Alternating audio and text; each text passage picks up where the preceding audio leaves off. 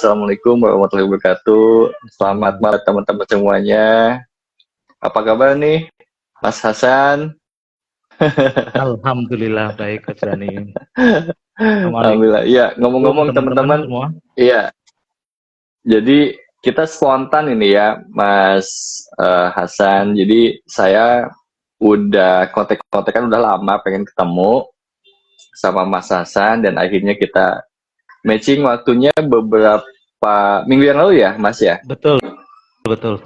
Oke, minggu yang lalu kita ketemu, kita janjian, akhirnya kita punya ide ya karena kita suka ya dengan membahas yang namanya perjalanan ke dalam diri gitu ya.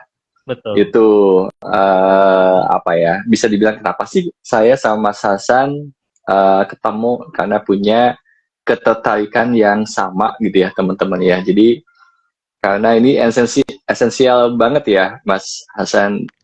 Seperti yang kita ketahui bahwa siapa yang mengenal dirinya maka akan mengenal Tuhannya gitu ya. Jadi ujungnya kalau teman-teman mau belajar apapun misalnya tentang mengenal Tuhan ya, bagaimana kita memulai dengan perjalanan diri kita untuk menemukan diri kita. Nah, yang unik adalah Mas Hasan ini diberikan, saya bilang kecerdasan lah ya, diberpahamkan untuk mengungkap esensi-esensi pemaknaan dari ayat-ayat Al-Quran gitu ya, terutama esensi untuk mengenal yang relevan lah ya. Kalau saya bahasanya yang relevan, yang bisa kita mengerti dan kita bisa jalankan dalam kehidupan sehari-hari. Kadang-kadang kita ngaji, maaf ya Mas, kita nggak ngerti gitu kan, ini bahasanya tuh terlalu langitan dan dibahasakan kepada kehidupan sehari-hari itu bagaimana ya gitu. Karena Mas Hasan ini insya Allah lah beliau juga cukup lama di pondok dia Mas ya, benar nggak ya Mas? Betul. Dan lain sebagainya, dan kita tertarik untuk membahas perjalanan ke dalam diri dengan surat Yasin ya Mas ya, yang kita akan bahas nanti di bulan Ramadan gitu ya. Jadi kita juga berpuasa, puasa ini juga sebenarnya identik untuk mendekatkan diri dengan Sang Maha Pencipta di sini. Nah, plus kita membuka kajian sebenarnya bahwa untuk perjalanan diri itu sudah ada manuskripnya kira-kira gitu ya dalam ayat-ayat Al-Quran, dan kita akan bahas dari sisi Mas Hasan dari segi ayat-ayat Al-Qurannya, dan mungkin saya dari segi uh, perjalanan ya sebagai praktek yang bisa mudah-mudahan relevan dengan yang diterangkan nanti di sampaikan oleh Mas Hasan. Begitu ya Mas. Iya, iya Coach Dani. Nah, oke, Mas, dan teman-teman juga pengen tahu juga nih Mas, kenapa sih memilih surat Yasin nih Mas? Oke, terima kasih Coach Dani. Alhamdulillah teman-teman, malam hari ini kita bisa hadir dalam IG Live. Saya sebenarnya sudah nunggu momen-momen ini, Coach. Oke. Terus terang ini apapun kan sebenarnya mulainya dari hati ya. Hmm. Begitu saya lihat kajian Coach Dani, terus apa yang disampaikan Coach Dani itu ternyata relate tentang perjalanan ke dalam diri, bagaimana mengenal diri, bahkan mengenal Tuhan, Sang Maha Pencipta itu. Nah, kebetulan juga setahun kemarin saya membahas tentang surat Yasin. Dan dalam surat Yasin ternyata memang perjalanan diri, mulai dari diri yang ghafilun disebutnya, diri yang lalai itu, kemudian kita diperjalankan oleh Tuhan melalui ayat-ayat itu, kita dikenalkan apa sih hambatan-hambatan dalam perjalanan diri itu, apa yang kita temui di situ, bahkan di mana sih yang disebut sebagai petunjuk dari Tuhan itu, sampai kita merealisasikan kesadaran Sang Mutlak itu, yaitu Tuhan itu sendiri.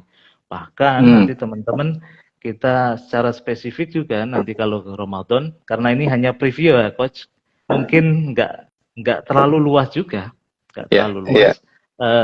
Kalau kita sudah diperjalankan dan sampai ketemu zat yang maha mutlak itu, kita sebut sebagai zat yang sangat cerdas, yang superpower itu, di akhir surat Yasin itu dikatakan idza aradal syai'an ayyaqula lahu kun fayakun. Ketika kita nanti sudah melebur dengan kehendaknya, maka disitulah yang terjadi adalah kun fayakun. Saya sering lihat apa namanya note-nya Coach Dani ketika bikin beberapa caption di IG maupun di beberapa apa tulisannya selalu diakhiri dengan kun fayakun. Itu luar biasa menarik. Nah, nanti kita bahas itu, Coach. Tapi sebelum itu semua teman-teman, saya akan ngasih sedikit preview tentang surat Yasin. Kenapa sih surat Yasin itu begitu penting? Bahkan dalam surat Yasin, surat yang ke-36 itu Allah secara spesifik melalui nabinya dalam sebuah hadis sudah dikatakan Yasin adalah qalbul Quran. Yasin adalah jantung hatinya Quran. Kalau kita kenal Al-Fatihah itu sebagai ummul kitab atau ummul Quran, induknya Quran, tetapi dalam surat Yasin ini disebut oleh Nabi sebagai qalbul Quran. Ini saya sedikit kutip, kalau nanti ada bahasa Arabnya nggak apa-apa ya Coach ya? Oke, nggak apa-apa. Oke. Saya ngutip dari sebuah hadis Nabi. Qala Nabi sallallahu alaihi wasallam, "Inna likulli syai'in qalban." Sesungguhnya setiap sesuatu itu mempunyai hati.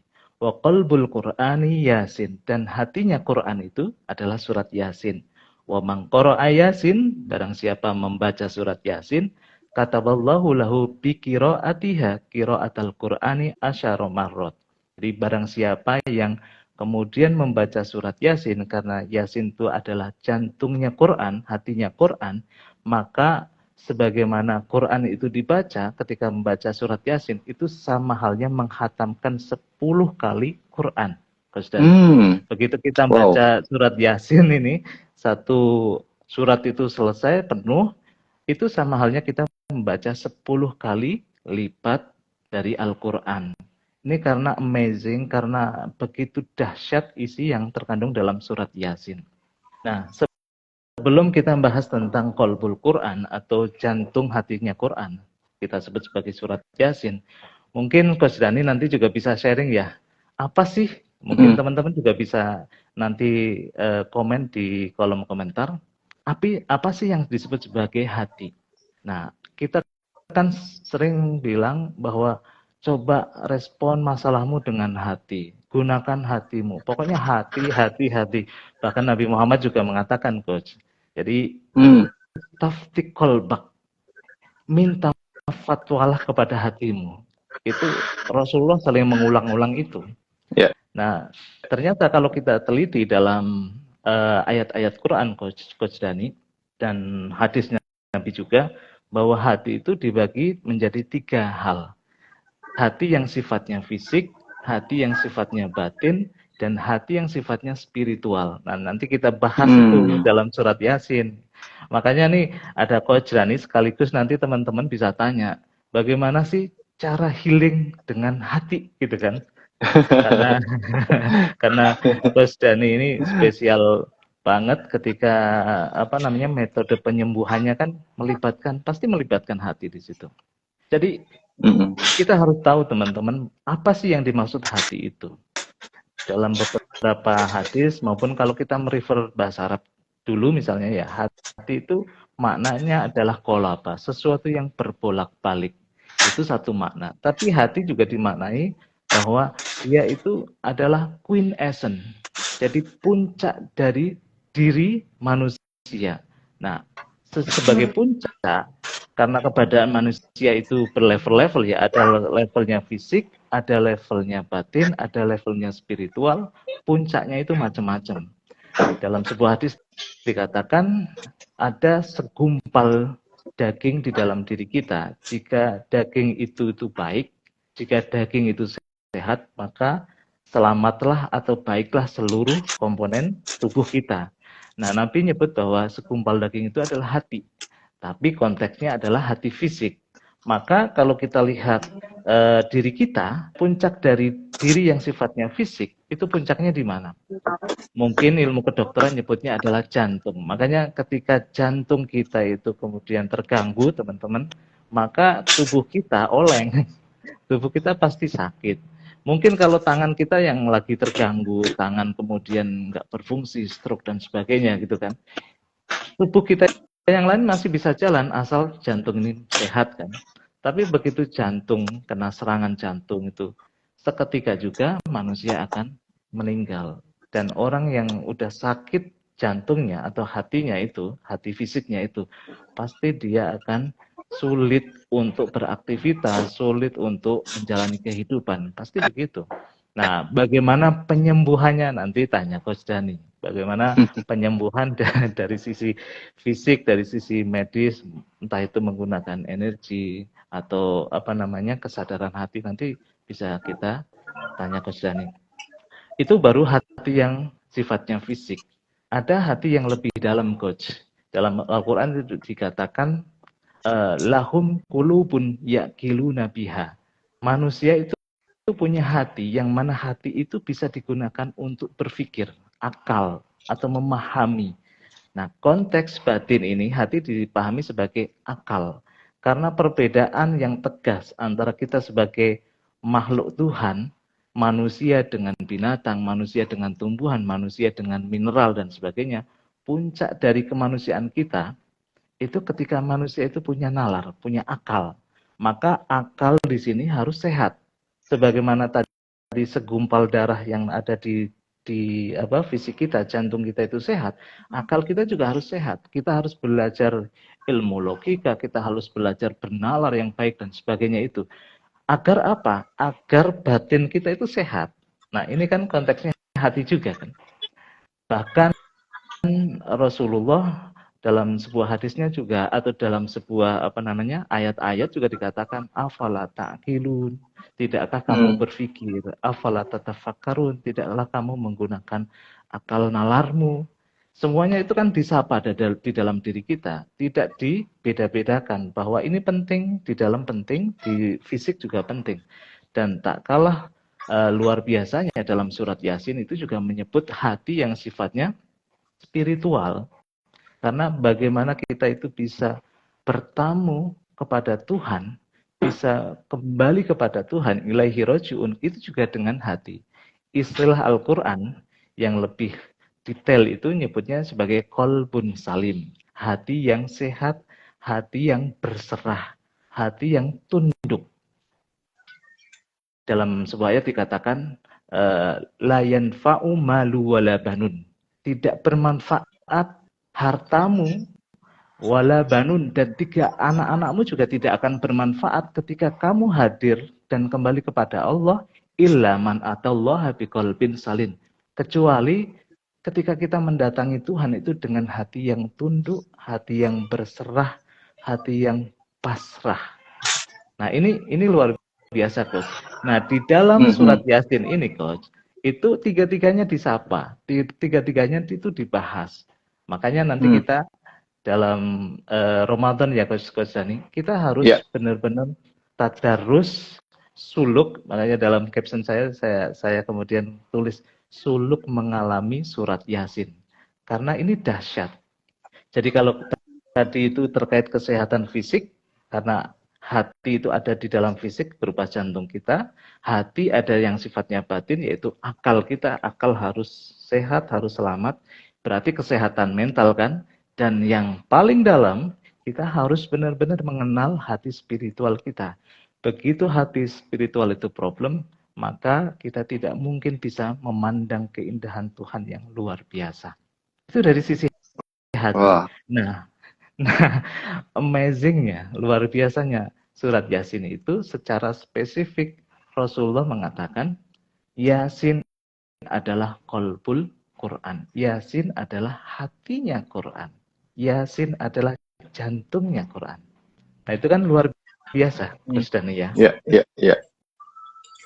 Nah, keren. Yasin ini karena disebut sebagai qalbul Quran, berarti yang namanya hati itu punya daya tampung yang sangat luas. Karena jantung misalnya di tubuh kita, dia itu menyuplai semua aliran darah kan.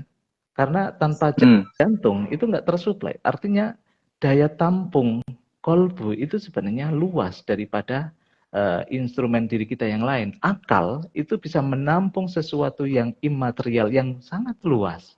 Apalagi hati yang sifatnya rohani, itu daya tampungnya luar biasa. Bahkan dalam Al-Quran juga dikatakan, Allah itu memberikan amanah, menawarkan amanah kepada langit. Langit menolaknya. Amanah ini apa? Amanah ini seperti Tuhan pengen berbicara, aku zat yang maha luas, yang maha tak terbatas, itu ingin hadir dalam dimensi yang terbatas ini. Tetapi siapa yang bisa menampungku? Kata Tuhan gitu. Maka amanah itu aku tawarkan kepada langit. Begitu langit diberi tawaran Tuhan untuk bisa mengekspresikan keluasan dan ketakterbatasan Tuhan. Walaupun kita lihat langit itu luas banget ya Coach. Tapi ternyata langit juga mau menerima amanah itu. Jangan Tuhan, aku walaupun sudah luas, aku nggak bisa mengekspresikan Engkau yang tak terbatas itu dalam kecerdasanku. Ya kan, walaupun saya sudah terlihat luas. Terus kemudian ditawarkan amanat itu juga kepada bumi. Bumi juga nggak sanggup, teman-teman. Jadi bumi juga menolak. Aku tidak bisa menampung keluasan Tuhan. Begitu juga di situ dikatakan gunung-gunung juga tidak sanggup menerima amanah Tuhan. Dan siapa yang bisa menerima amanah Tuhan itu? Hanya manusia. Karena manusia punya daya tampung yang sangat luas yang disebut sebagai hati itu, Coach. Nah, dengan hati kita, tentunya ya hati yang lebih dalam ya, hati spiritual kita, itu kalau kata Imam Ghazali itu bisa menjadi cermin yang bisa merefleksikan Tuhan yang maha luas dan tak terbatas itu dalam refleksi yang terbatas. Sehingga teman-teman kalau kita melihat diri kita, mulai dari hati spiritual kita, luar biasa ya Tuhan itu, inspirasinya begitu mengalir melalui hati ini. Sehingga teman-teman yang bekerja dalam hal apapun ya, misalkan petani, itu punya inspirasi. Orang bengkel misalnya dapat inspirasi. Begitu juga cendekiawan dapat inspirasi Tuhan. Itu melalui apa? Melalui hatinya. Karena hati itu cermin dan jembatan di mana Tuhan yang maha tak terbatas itu terjembatani ke dalam manusia yang terbatas. Makanya kata Imam Ghazali, syaratnya untuk bisa mendapatkan tampungan yang maha luas itu, ya bersihkan hati kita. Itu kalau dari Imam Ghazali ya. Makanya nanti Coach Dani mungkin bisa prakteknya gimana sih membersihkan hati. Prakteknya gimana sih melembutkan hati biar hati ini menjadi kontainer, menjadi daya tampung Tuhan yang begitu luas itu. Itu kan luar biasa, Coach. Ya, betul. Makanya dalam sebuah hadis ini, Coach Dani agak panjang nggak apa-apa ya? Silakan.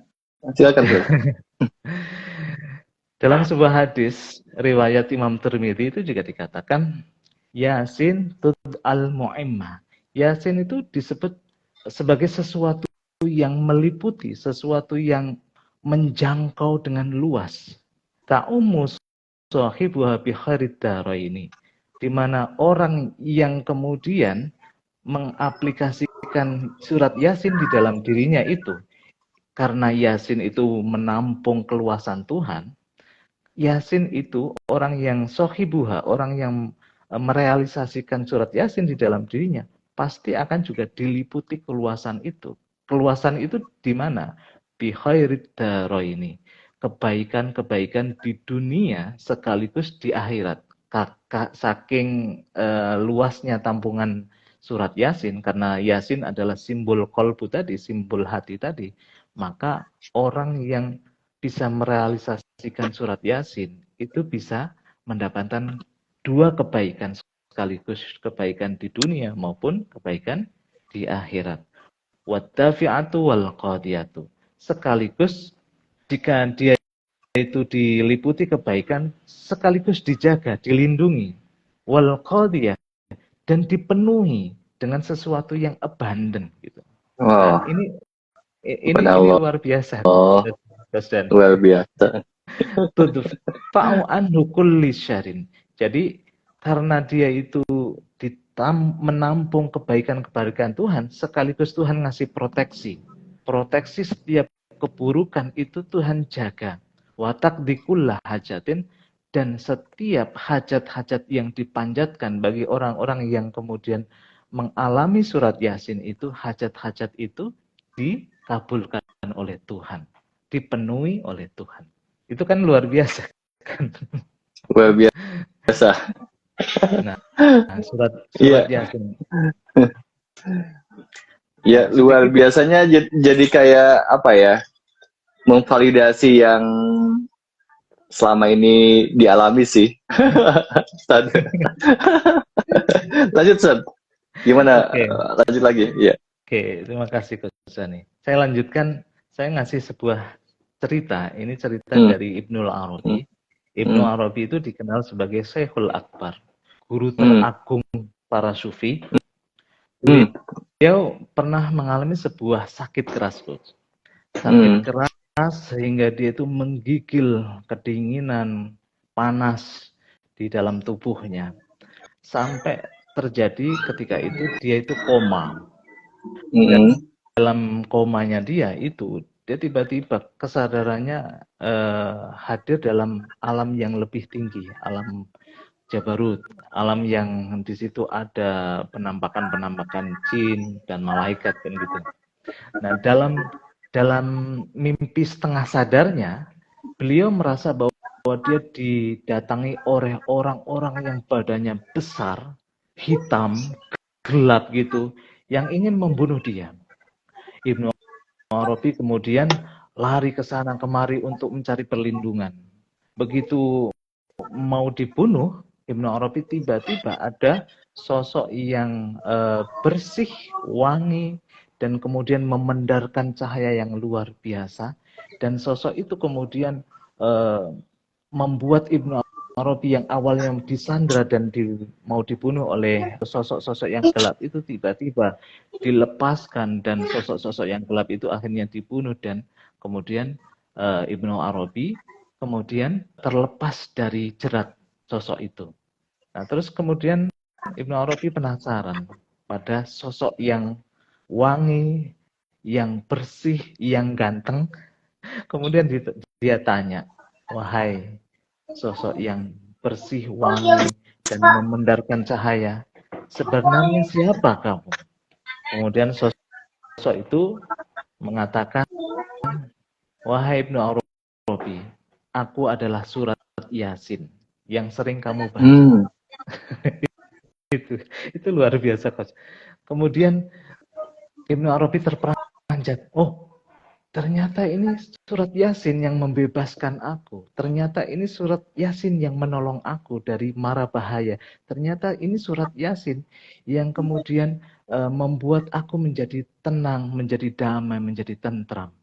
Begitu dia sudah dibebaskan oleh sosok pemuda yang tadi tampan, wangi, bersih, bercahaya tadi, kemudian Ibnu Arabi tersadar dan kemudian dia bangun.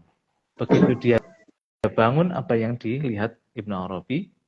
Ternyata di samping Ibnu Arabi, ayahnya lagi membaca surat Yasin dengan khusyuk. hmm, Jadi ternyata apa yang kita baca, Coach Dani, tentang surat Yasin itu manifest sebenarnya di dalam diri kita. Kalau tadi Ibnu Arabi itu diganggu oleh makhluk-makhluk yang jahat yang ingin membunuhnya, surat Yasin itu nanti hadir. Makanya dalam beberapa hadis Nabi, ini saya kutip dari tafsirnya Imam Qurtubi, surat Yasin itu punya banyak sekali keajaiban, punya banyak sekali manfaat, punya banyak sekali kegunaan-kegunaan. Contohnya misalkan, kalau teman-teman kenal yang namanya ruqyah, jadi metode penyembuhan dengan ruqyah, itu salah satunya dengan surat Yasin. Jadi surat Yasin bisa digunakan untuk tadi. Karena Ibnu Arabi tadi mengalami itu, ternyata salah satu khasiat dari surat Yasin itu adalah kita bisa menyembuhkan mental, bisa menyembuhkan bahkan fisik, sampai fisik. Nah, ini saya baca, Coach Dani, beberapa keutamaan surat Yasin. mungkin biar teman-teman nanti semangat untuk mengkaji surat Yasin ya Coach ya. Hmm. Dalam sebuah tafsir Imam Qurtubi itu dikatakan maqra'aha khaifun illa amna. Jadi orang yang membaca dan merealisasikan surat Yasin di dalam dirinya, jika dia itu mengalami sebuah ketakutan ketika membaca surat Yasin, dia itu akan diliputi keamanan. Dia akan diliputi ketentraman. Itu sudah janjinya Nabi. Terus yang kedua, wala ja'iun illa syaba'ah. Orang yang lapar, nih kalau teman-teman lagi lapar terus belum ada hidangan yang disediakan oleh istri kita misalkan atau suami atau teman-teman kita, maka coba perlu dibuktikan ya Coach. Ketika kita baca surat Yasin, kalau kita lapar, jaminannya adalah illa saba'ah, kecuali dia itu akan menjadi kenyang. Yang seterusnya adalah wala atsyan illa rawa. Jadi orang ketika haus, ketika dia mencari minum, ketika dia membaca surat Yasin, dahaganya tiba-tiba dihilangkan oleh Tuhan. Jadi banyak sekali, termasuk ini Coach Dani. Wala masjun illa saroha. Kalau orang itu terpenjara ini kan maknanya bisa banyak ya, terpenjara secara fisik, terpenjara secara batin, karena pikiran-pikirannya yang negatif itu cenderung menguasai dirinya, maka ketika dia itu membaca surat Yasin, itu akan dibebaskan. Makanya surat Yasin ketika kita baca, ternyata keutamaannya, fadilahnya itu sangat banyak dan sangat luar biasa. Dan satu lagi nih, kalau teman-teman belum ada jodoh, kalau mau dapat jodoh, bacalah surat Yasin. Wala azibun illa tazawwaja. Jadi barang siapa yang masih lajang, belum punya pasangan, bacalah surat Yasin. Karena dengan baca surat Yasin, Tuhan akan mengkoneksikan jodohnya. Maka dia akan kemudian mendatangkan jodohnya. Itu sangat luar biasa, Coach Dani. Makanya para ulama kemudian menyebut Yasin sebagai syifa. Makanya kalau teman-teman pernah dengar Yasin syifa, ada Yasin syifa. Yasin itu sebenarnya sebagai obat, sebagai penyembuh. Dan kita harus buktikan nih Coach Dani, dalam diri kita, bahwa benar nggak sih ketika membaca surat Yasin itu menjadi syifa, menjadi penyembuh, menjadi obat bagi diri kita gitu. Nah, kita nanti akan buktikan teman-teman di pertemuan nanti Zoom ya Coach Dani, bulan Ramadan, bahwa ternyata memang benar bahwa apa yang terkandung dalam surat Yasin itu sebenarnya penyembuh. Utamanya adalah penyembuh yang tadi Coach Dani bilang, bahwa ketika manusia itu tidak sadar pada jati dirinya, dia disembuhkan dan ditunjukkan jati dirimu itu siapa. Dan kita akan dihantarkan oleh surat Yasin itu melalui pemahaman surat Yasin itu, bahwa ketika kita nggak sadar pada jati diri kita, Tuhan itu akan memberikan bimbingan melalui surat Yasin dan kita disadarkan kembali. Tentunya nanti benturan-benturannya yang diceritakan dalam surat Yasin itu begitu banyaknya, dan kita harus tahu dan kita harus aware, kita harus masuk memaknai diri kita sesuai dengan pemaknaan surat Yasin. Itu sedikit keutamaan surat Yasin, Coach Dani. Apakah Coach Dani mau dilanjutkan, teman-teman? Wah, speechless katanya, Mas. Ada yang biasa dari dulu rutin ya baca surat Yasin, ini baru muncul nih bagaimana ternyata luar biasa itu ya, se-amazing itu pemaknaan surat Yasin ya, sebagai kolbu atau sebagai hatinya Al-Quran itu sendiri, dan bagaimana kalau kita ngalamin Yasin itu sendiri ya Mas. Iya. Gitu yang paling penting itu adalah mengalami ini. Ya, makanya ketika saya Coach Dani, saya ketemu Coach Dani itu langsung tiba-tiba hati langsung kayak tektokan nyambung gitu Coach. Karena saya lihat Coach Dani ini kan berawal dari pengalaman.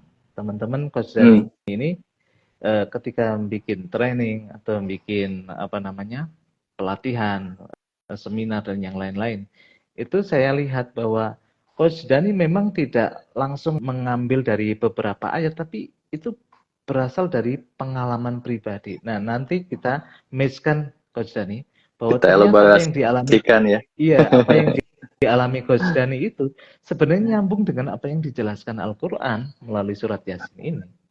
Wah, luar biasa. Jadi paham ya bagaimana selama ini kita mengkaji gitu kan Al-Quran, plus bagaimana saya akan sharing bagaimana mengaplikasikannya gitu, yang ternyata gitu kan kemarin udah ngobrol sama Mas Hasan itu ada banyak kesesuaian gitu ya. Ya ini yang memang menariknya kita elaborasikan ya Mas dengan Mas Hasan. Oke, menarik dengan beberapa penjelasan Mas Hasan aja saya langsung banyak kebuka nih Mas. Tentang hati itu kan, hati dalam bentuk fisik, batin ya, kemudian secara spiritual gitu ya. Boleh saya share ya dari bagaimana mengalami yang dijelaskan mungkin ya tadi sama Mas Hasan gitu ya. Pertama adalah yang banyak yang tidak diketahui bahwa hati ini juga ada satu ya yang benar-benar organ tubuh ya yang bisa menjadi referensi yang lain ya, bisa jadi perenungan yang lain yang namanya amigdala Mas ya. Amigdala di dalam otak gitu ya. Nah ini menarik ketika saya mengamati gitu kan, proses amigdala ini sangat dipengaruhi oleh informasi dan sensitif dengan keadaan emosi terutama ya, dan dia tuh bolak-balik juga Mas gitu ya. Dan ketika dia itu informasinya relevan di dalam kesadaran kita, keilahian kita, maka dia memerintahkan yang namanya hipotalamus untuk mengeluarkan hormon-hormon kebahagiaan, kesehatan ya. Dan begitu juga akhirnya detak jantung menjadi lebih stabil. Iya, lebih stabil gitu. Ada kaitannya secara tidak langsung tuh begitu. Tapi ketika akhirnya dia ke hijack bahasanya ya, jadi makanya ada bahasa amigdala hijack, ke hijack, itu organ tubuh, hormon-hormon di dalam dirinya itu banyak hormon-hormon stres yang muncul, yang sehingga mengakibatkan detak jantung dan segala macamnya jadi nggak bagus juga ya. Tetapi memang kekuatan jantung ini elektromagnetiknya luar biasa untuk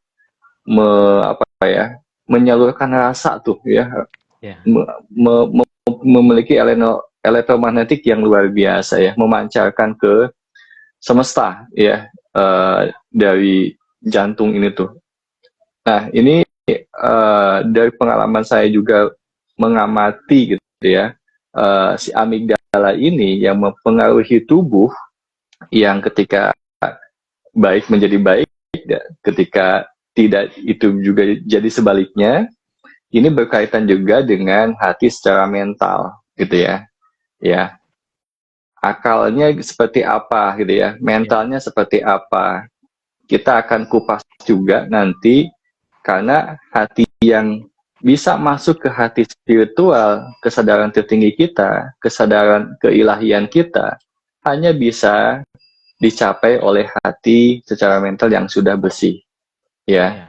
Ya mungkin nggak bersih-bersih ya, atau mungkin nggak bersih-bersih amat juga, tapi setidaknya banyak yang sudah belenggu-belenggu yang sudah dibersihkan lah kira-kira. Misalnya secara mental ya, penuh dengan amarah ya, jiwanya terlalu banyak kesedihan yang mendalam misalnya yang belum pernah lepas, kemudian rasa bersalah dan lain sebagainya, iri, dengki dan lain sebagainya. Nah, mudah-mudahan dari paparan yang setiap harinya nanti dari Mas Hasan ya, yang dipaparkan dari surat Yasin 1 sampai berapa Mas?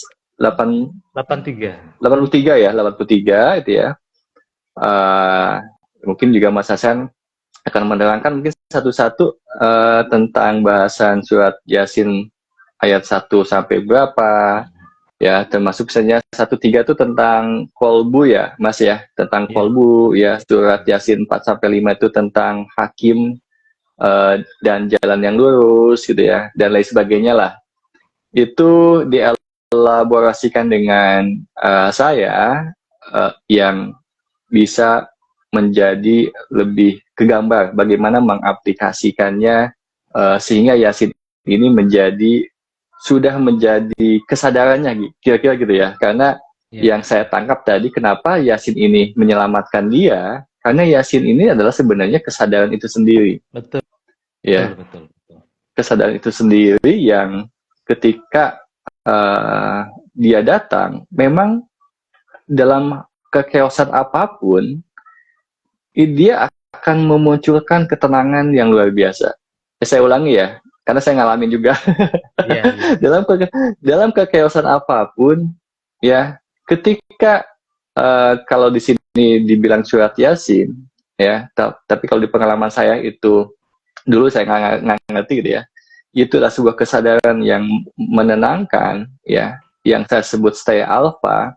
Itu benar-benar mengurai banyak hal Mas, permasalahan, ya, penyakit, finansial, ya mungkin juga saya bantu beberapa klien juga, ya tentang jodoh, tentang apapun, itu memang dari tanda kutip vibrasi Yasin ini Mas gitu ya.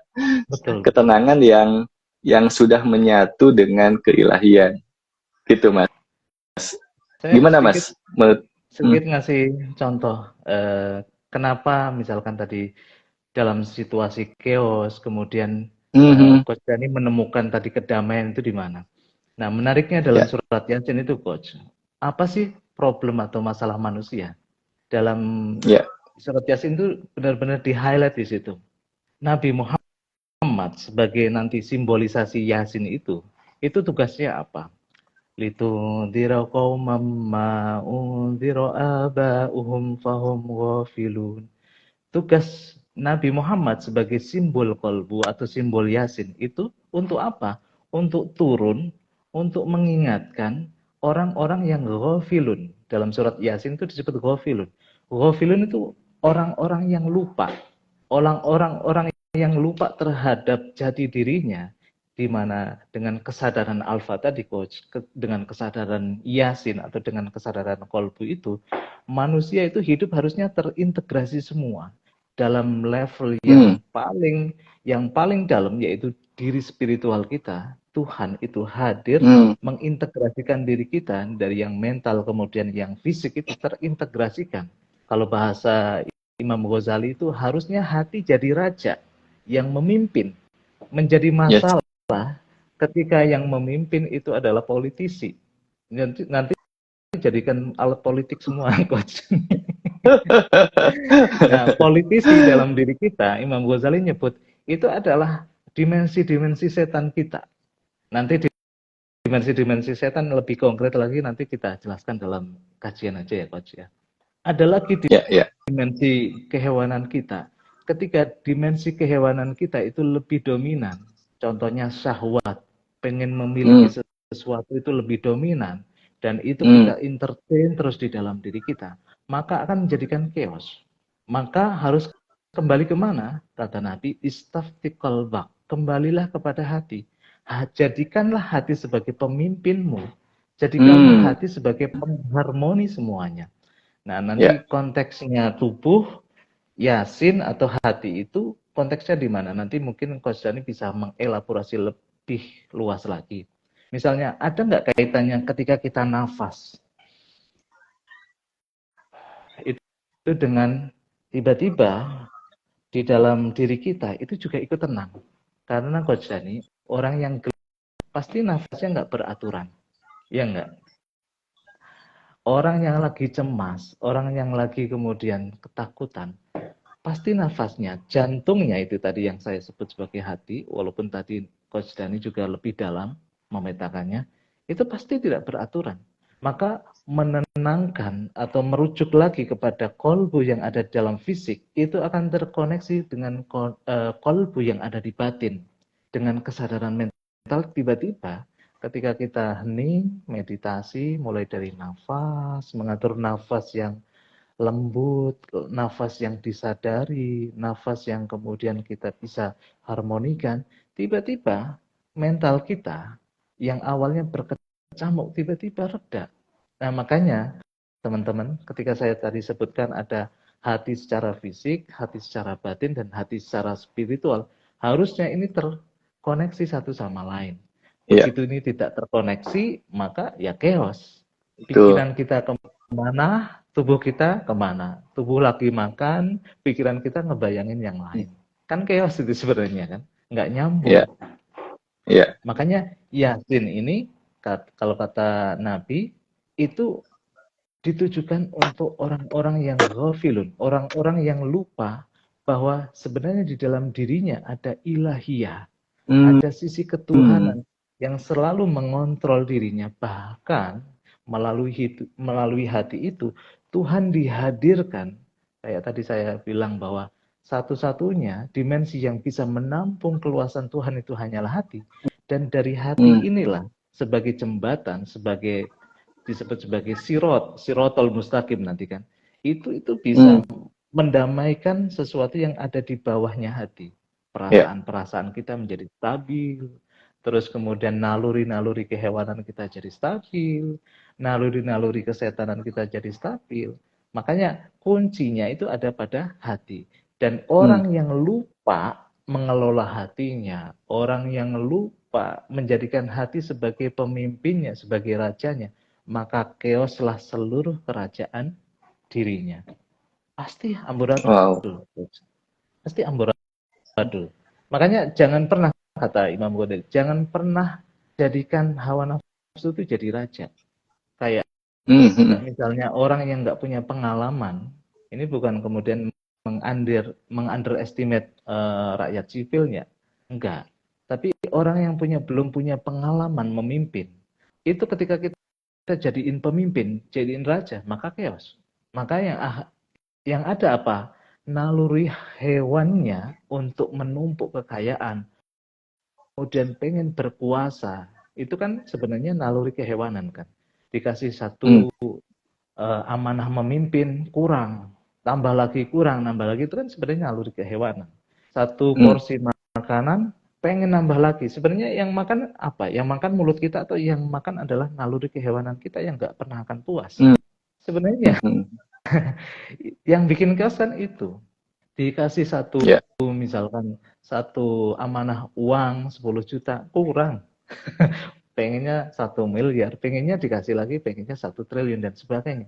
Nah ini Coach Dani, manusia yang belum mengenal kolbunya, manusia yang belum mengenal sisi Tuhan di dalam dirinya, tidak akan pernah terpuaskan. Hmm. Dan yang bisa membuat puas manusia, yang bisa membuat bahagia, itu hanya ketika manusia mengenal hatinya.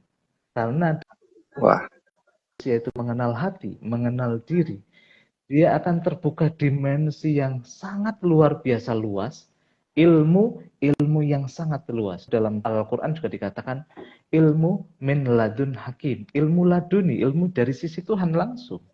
Kalau itu diberi ketenangan, diberi kebahagiaan, cinta, itu cinta yang mengalir dari Tuhan, Rahman Rahimah Tuhan. Itu kan luar biasa kan? Nah, Iya. maka kuncinya adalah hati. Dan hati ini dalam Al-Quran adalah Yasin, surat Yasin. Nah, makanya orang-orang yang ghafilun di dalam Al-Quran itu benar-benar kan dibahas detail, di mana orang-orang ghafilun itu dicirikan apa? Ahlul Qaryah, Ashabul Qaryah, orang-orang desa yang nggak mau membuka luas mindsetnya. Orang kalau mindsetnya itu terbatas, Coach Dani, yang dia tahu hanya itu aja, itu dianggap sebagai sebuah kebenaran puncak. Dia nggak menggunakan elemen yasinnya, kolbunya, sebagai yang tak terbatas itu tercermin. Enggak. Makanya dengan membuka mindset yang lebih luas, Berarti kan sebenarnya kayak hati tadi cermin, kita mulai membersihkan cermin kita. Biar apa? Biar keluasan Tuhan itu hadir. Dengan belajar kayak gini misalkan, itu kan sebenarnya membuka Yasin di dalam diri kita, membuka Ya. kolbu di dalam diri kita, pengalaman misalkan atau skill yang luar biasa, sebenarnya apa? Membuka dimensi Yasin, dimensi kolbu yang ada dalam diri kita. Makanya begitu Yasin itu teraplikasikan, Yasin itu terejawantakan di dalam diri kita, pokoknya ujungnya adalah kun fayakun. Bener nggak tuh? Iya, iya. Eh, saya antusias sih, terus terang Mas. Karena terus terang saya lebih banyak otodidak gitu ya, membaca, mengikut diri sendiri, ya. Kemudian dengan beberapa ilham yang memang diizinkan atas kasih sayangnya, tetapi referensi tanda kutip minim sekali. Dan di sini Mas Hasan memberikan referensi langsung ya dari musyafnya Quran di sini yang sangat bisa dibilang tervalidasi lah gitu Mas ya. Dan ini juga saya kira penting ya dan menarik buat teman-teman semuanya, sehingga apa yang biasanya kita mengkaji ya dari Al-Quran itu sendiri masih bingung gitu ya, artinya apa, maknanya apa, kemudian terlalu banyak kiasan tetapi pengejawantahan dalam pengaplikasiannya kadang-kadang bagaimana ya caranya. Ini menarik sih, pengen segera bulan Ramadan gitu ya. Mungkin teman-teman saya kasih bocoran boleh Mas ya, beberapa hal yang akan disampaikan oleh Mas Hasan dan saya nanti adalah pemakaan surat Yasin di ayat 1 dan 3 sebagai kolbu ya Al-Quran, kemudian surat Yasin 4 sampai 5 Al-Quran sebagai hakim dan jalan lurus ya. Kemudian surat Yasin 6 sampai 9 adalah peringatan bagi orang yang lalai. Jadi lalai itu seperti apa sih gitu ya, sehingga membuat hal menjadi tidak terconnected gitu ya, tidak tersambung lah dengan Sang Maha itu ya. Kemudian surat Yasin 10 sampai 12 adalah orang yang mengikuti Al-Zikir dan Ar-Rahman, itu juga bagaimana pengaplikasiannya. Sekali lagi, surat Yasin 13-19, kemalangan orang yang mindsetnya sempit, ya. Ashab al-Qaryah, ya Mas ya. Tentang apa Mas? Ini tuh maksudnya Ashab al-Qaryah tuh. Ashabul Qaryah itu dalam surat Yasin digambarkan sebagai orang-orang yang mindsetnya itu sangat sempit dan terbatas. Sehingga dia mengaku dia yang paling benar, dia yang paling tahu. Ya sebenarnya ego ketika kita sebut keakuan ya, ego keakuan.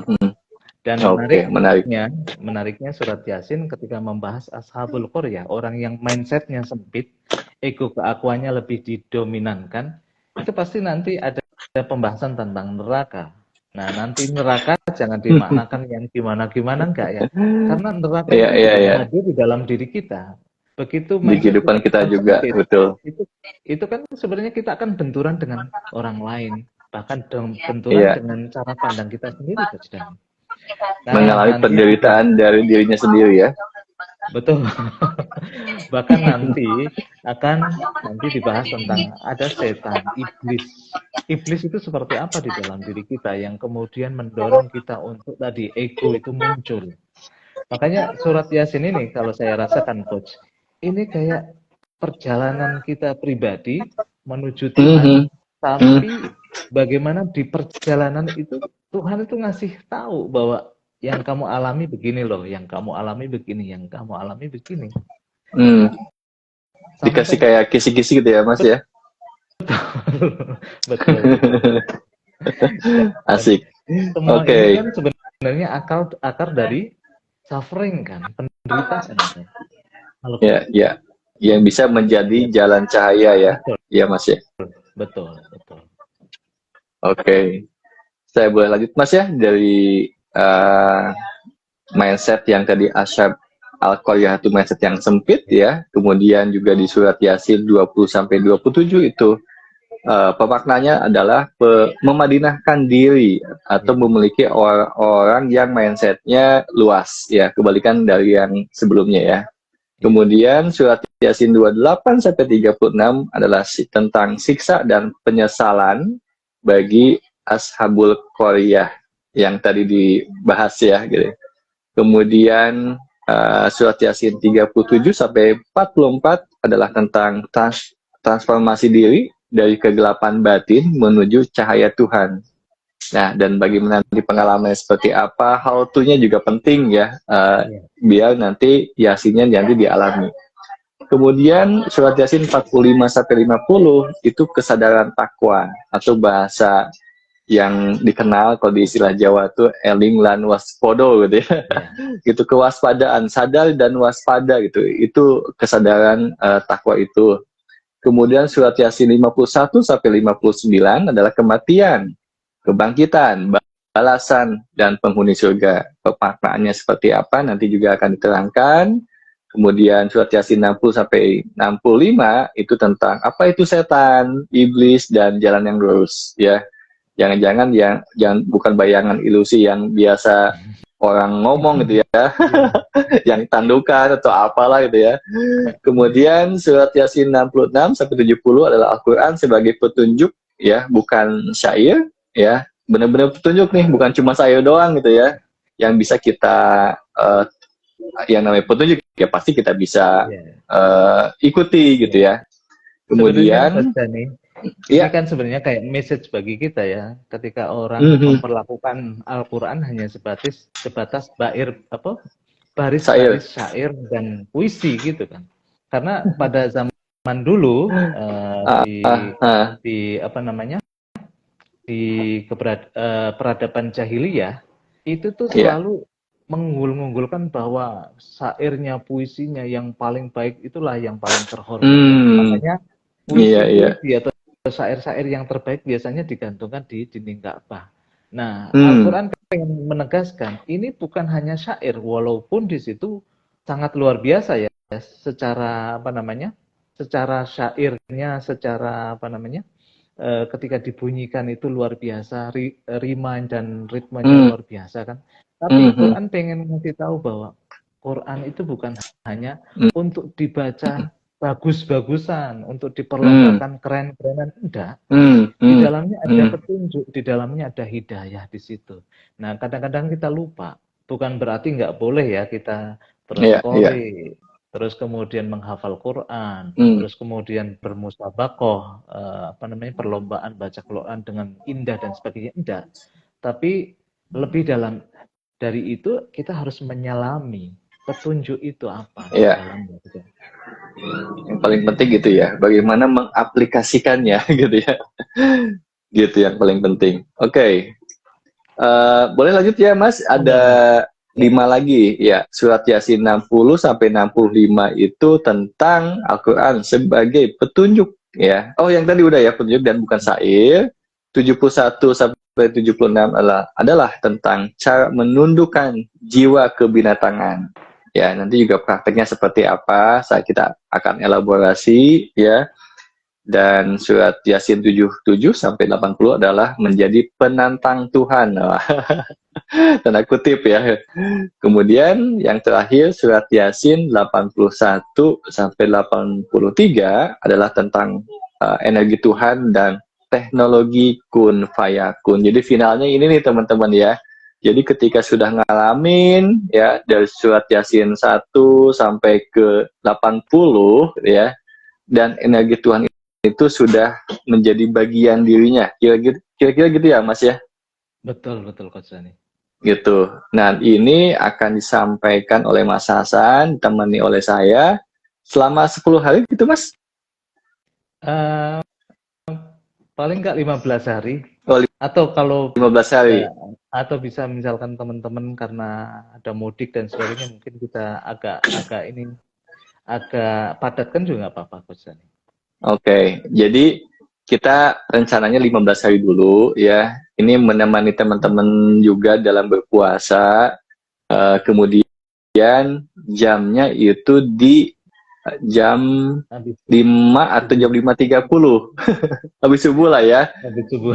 habis subuh Betul. teman-teman, supaya nggak tidur lagi teman-teman. Nah, saya juga biasa Ya. tidur lagi karena gara Mas Hasan ngajak kita sharing ini, ya akhirnya kebantulah ada kegiatan yang kita bisa gunakan lebih bermanfaat gitu ya, Heeh. uh, yaitu mengisi kesadaran kita ya, apalagi di Ramadan ini memang pas ya momennya untuk mendekatkan diri kepada Sang Ilahi gitu ya, gitu. Kirain menemen ngemubur gitu.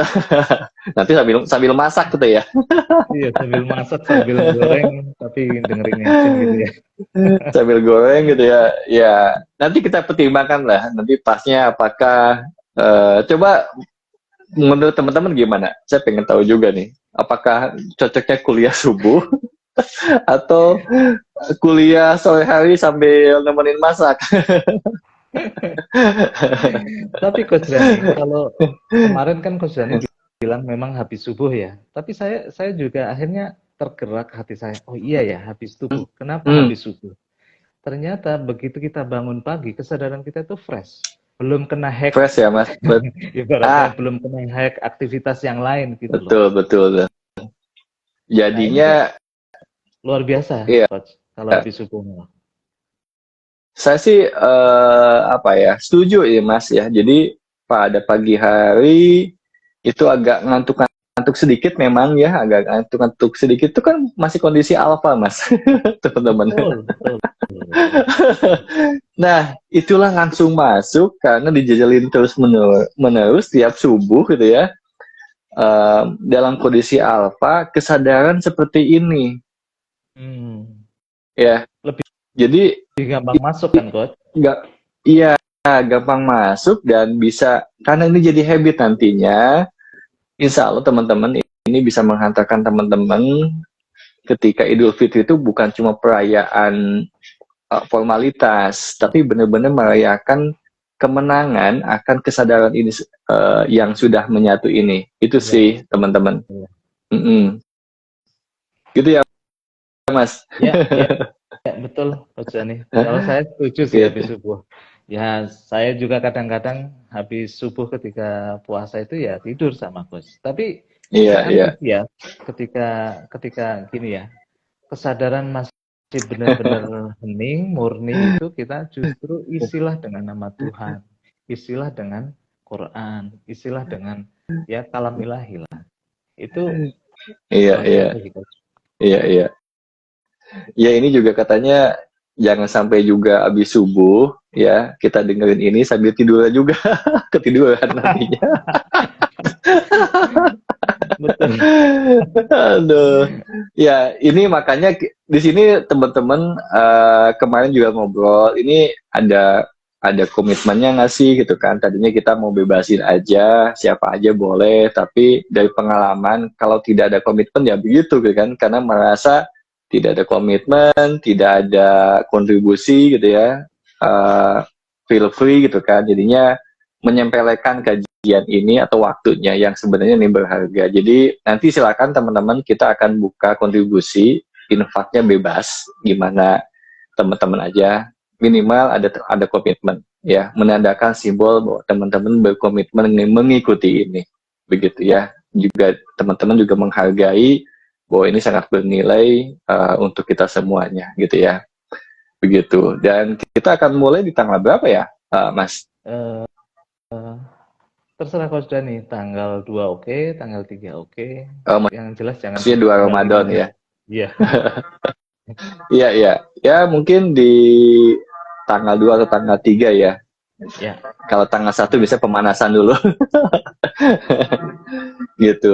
Sampai nanti mungkin di asiknya kalau di 15 sampai 17 Ramadan tuh kayaknya enak ya. Mengalami Yasinnya jadinya asik tuh merayakan di Nuzulul Qurannya. Pas banget tuh Mas. Betul, betul. Iya. Oke. Siap, siap. Mungkin Gimana teman-teman? Mau ya? insya Allah pada bisa lah. Justru ini malah bentuk dari mujahadah, Coach. Ya. Perjuangan Justru suluk itu, perjalanan spiritual itu tidak akan bisa tanpa ada namanya mujahadah, perjuangan. Betul. Ya. Perjuangan fisik harus, dan perjuangan ke dalam juga harus. Ya. Misalnya kita Ya. setelah subuh, habis sahur gitu ya, umumnya kan orang ngantuk gitu kan. Justru kita harus mujahadah, harus berjuang melawan ngantuk itu, dan mujahadah yang bentuk kedua adalah kita mengisi kesadaran kita, mengisi akal kita, mengisi ilmu itu dengan kalam-kalam ilahi, kan luar biasa Coach. Jadi jangan jadi sekedar jadi slogan bahwa ini suluk ke dalam, nggak mau ada perjuangan juga. Itu kan jadi sesuatu yang kontradiktif kan. Benar-benar. Tentunya saya juga sering buka kelas juga, teman-teman pasti yang udah ikut kelas saya seperti biasanya itu butuh ketekadan kan teman-teman ya, butuh ketekadan yang seperti Mas Hasan ucapkan. Nggak mungkin lah yang namanya transformasi itu dilalui atau dijalankan hanya sekedarnya saja, tuh nggak mungkin ya. Benar-benar tanda kutip di situ ada ketekadan dan perjuangan ya. Perjuangan di sini dalam arti habit yang tadinya sudah tidak relevan lagi gitu ya, dan tidak cocok untuk tidak pas untuk bagaimana kita bertransformasi, itu perlu dilepaskan. Nah, transisi ini kan lumayan berat tanda kutip ya, kayak biasanya misalnya habis sahur terus tidur, itu kan mengubah kebiasaan itu tuh kan ya nggak mudah ya, tetapi dengan ketekadan ya, bagaimana kita mau bertransformasi karena cinta sama diri kita juga sebenarnya kan, ingin membuat diri kita lebih bertumbuh dan berkembang. Betul. Itu perlu ada ketekadan gitu. Betul. Eventnya via Zoom ya, ada yang nanya. Eventnya via Zoom, jadi nanti kita bikin grup ya, karena nanti saya juga sama Mas Hasan bantu memonitor juga setiap harinya itu ayat sekian sama sekian itu prakteknya seperti apa ya. Jadi nanti silakan bisa DM untuk yang mau gitu ya. Kemudian nanti kita bikin grup selama 15 hari, kita kita dampingi lah ya, kita dampingi sehingga nanti pengalaman hasilnya dapat begitu ya, di Zoom teman-teman ya. Tetap ya Bu Nur ya, tetap tidur. Tidurnya habis live katanya, habis nge-Zoom maksudnya gitu ya. Tetap aja tidurnya nggak mau rugi. Aduh. Ya. Berapa menit Mas? Sekitar 1 jam sampai 1,5 jam ya. Mas Baran ya. Paling lama ya mungkin 1,5 jam ya. Paling lama 1,5 jam. Kita juga tahu bahwa teman-teman juga punya kegiatan ya, yang ngantor misalnya kan ya. Makanya habis subuh teman-teman mungkin mandi, udah siap-siap, kemudian langsung di Zoom gitu ya. Jadi mulainya antara jam 5 atau 5:30, selesai jam 7 gitu. Kira-kira gitu ya Mas. Paling lama ya. Kalau memang 6:30 oke ya, nggak apa-apa juga gitu ya. Tetapi kalaupun memang waktu itu teman-teman nggak bisa, kita ada rekamannya gitu ya.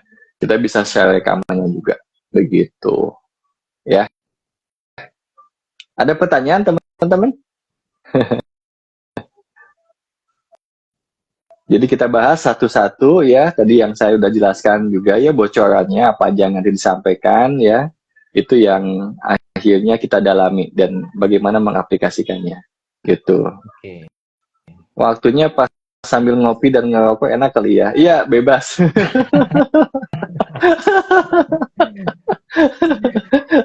Terserah. Ya. Gimana mau ngerokok kan udah subuh itu. Ya ini puasa dia memang beda, Mas. Oh gitu. Ya, jadi boleh semuanya bisa ikut ya, nggak harus yang bisa dibilang Muslim juga gitu ya. Siapapun boleh ikut yang mau gitu kan. Mau puasa tidak puasa juga silahkan ya. Kita tidak ada adjustment di sini. Uh, kita mendengarkan aja ya paparannya seperti Ya, apa dan pengaplikasiannya ini sebenarnya universal nih teman-teman sebenarnya betul, betul ya. Coach. Ini tentang universal kok ya. Jadi siapapun boleh dan bisa memahami surat Yasin ini sebetulnya. Ya, ya justru itu Coach, bahwa memang perjalanan ke dalam diri menemukan Tuhan, menemukan kesadaran alfa itu universal kok. Tapi memang Tuhan dalam menyampaikannya itu kan butuh bahasa. Kebetulan yang Ya, ya, kita bahas kan memang dari bahasa Quran. Nah, teman-teman ya. nanti kalau kalau nggak percaya, surat Yasin ini itu mirip-mirip dengan tradisi yang lain. Ketika kita Hmm, sama pengen mengalami Tuhan atau pengen berjalan spiritual ya sebenarnya prosesnya sama. Apa yang dialami juga sama. Tantangannya ya, juga ya. Sama, ya. Betul, karena kalau saya tadi baca, kemudian apa yang disampaikan tentang surat Yasin ini oleh Mas Hasan tadi universal banget ya. Ini tentang hati. Setiap manusia tuh punya hati gitu ya. Setiap orang juga punya Tuhan dan Tuhannya sebenarnya nggak ada yang beda sebenarnya kan yang namanya Sang Maha Pencipta gitu ya.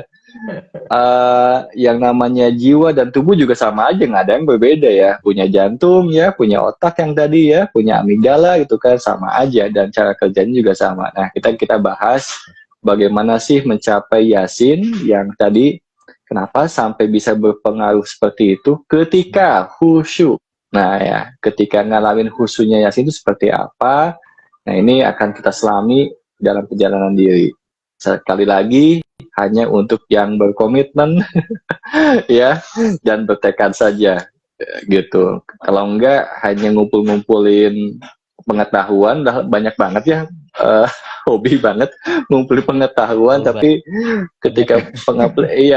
pengaplikasiannya enggak kasihan jiwanya nanti ya terlalu berat gitu ya. Jadi yuk kita sama-sama yang mau mengaplikasikan sama-sama gitu. Mungkin ada uh, hal yang mau disampaikan sebelum kita tutup, Mas Hasan? Waalaikumsalam, Ya, terakhir Mas mungkin Haris. terakhir mungkin Hmm.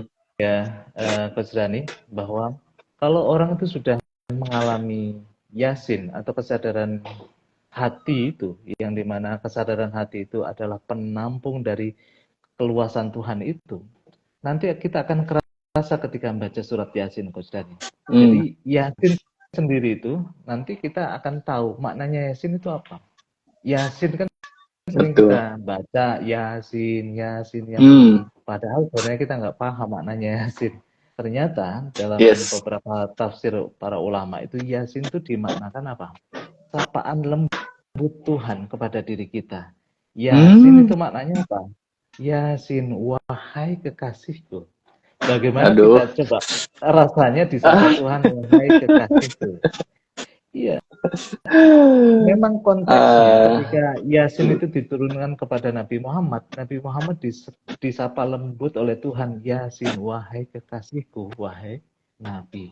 Gitu kan. Tetapi ketika kita mengaplikasikan surat Yasin di dalam perjalanan spiritual kita, kita aplikasikan dalam kehidupan kita, sama halnya juga Allah menyapa Nabi Muhammad, begitu juga Tuhan menyapa diri kita, Yasin, wahai kekasihku. Ya kan? Yes. Kalau Allah Betul. menciptakan segala sesuatu itu untuk kekasihnya, begitu juga Yasin. Makanya ketika kita membahas nanti coach tentang teknologi kun Hmm. fayakun, sebenarnya kita bisa menjadi kekasih Tuhan yang dimana setiap Ya. permintaan kita itu dikabulkan. Syaratnya kan itu.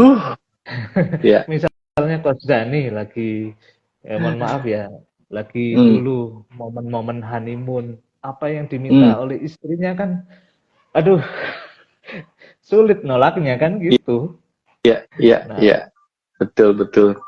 makanya begitu kita disapa dengan, makanya teman-teman ya, kalau biasa membaca surat Yasin, rasakan dengan betul ketika kita membaca Yasin itu seperti Tuhan menyapa diri kita. Kita itu kekasihnya. Yasin, wahai sang kekasihku, wahai yang terkasih, wahai Habibullah, wahai kekasih Tuhan. Nah, ketika kita rasakan kayak gitu, Coach, itu pasti ada energi Tuhan hadir di dalam diri kita. Pasti, ya. Nah, baru kemudian wal Qur'anil Hakim, kebijaksanaan. Quran itu kan kebijaksanaan, itu akan turun ke dalam diri kita.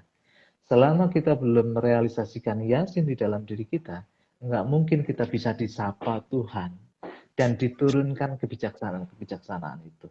Makanya cinta itu akan hadir, hati itu akan hadir ketika kita mengalami surat Yasin ini.